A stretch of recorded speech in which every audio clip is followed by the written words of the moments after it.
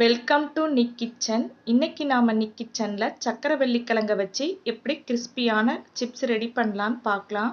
வாங்க அதை நம்ம எப்படி ரெடி பண்ணலான்னு பார்க்கலாம். சக்கரவள்ளி கிழங்கு 2 இல்லைன்னா 3 துண்டுகளை எடுத்துக்குங்க.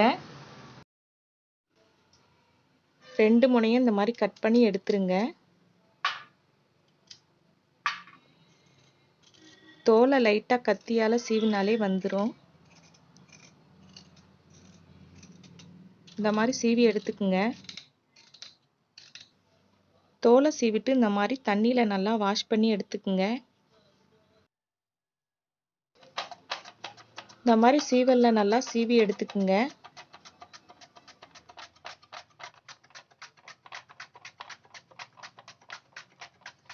சிப்ஸுக்கு ஒரு ஸ்பெஷல் மசாலா ரெடி பண்ணிடலாம். 1 ஸ்பூன் தனி மிளகாய் தூள், 1/2 ஸ்பூன் உப்பு. இதை நல்லா கலந்து விட்டுக்குங்க. இது கூட 1/2 ஸ்பூன் மிளகு சீரகத்தூள். நான் இதை ஈக்குவல் குவான்டிட்டியில் அரைச்சி வச்சுருக்கேன்.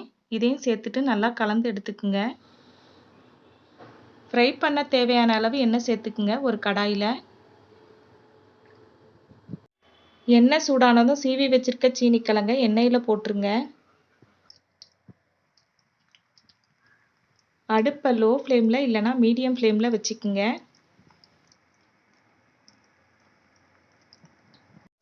சீனிக்கிழங்க எண்ணெயில் போட்டுட்டு இந்த மாதிரி கரண்டியால் லைட்டாக அழுத்தி விடுங்க. எண்ணெயில் முழுகிற மாதிரி. அப்போ தான் நல்லா ஃப்ரை ஆகி வரும். ஒரு பக்கம் ஃப்ரை ஆனதும் திருப்பி விட்டுக்குங்க.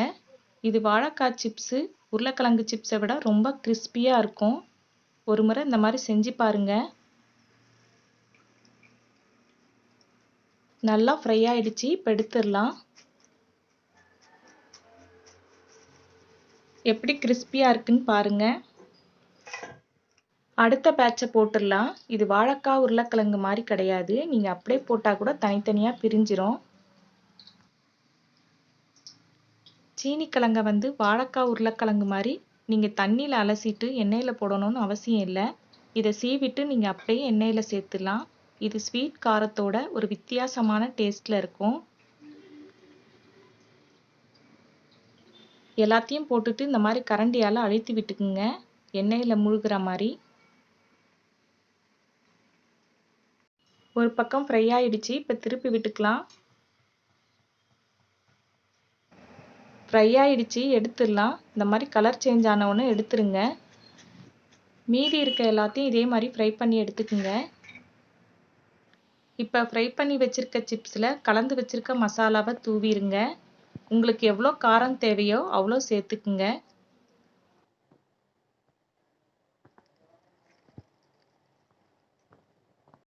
மசாலாவை சேர்த்துட்டு இந்த மாதிரி குலுக்கி விட்டுக்குங்க.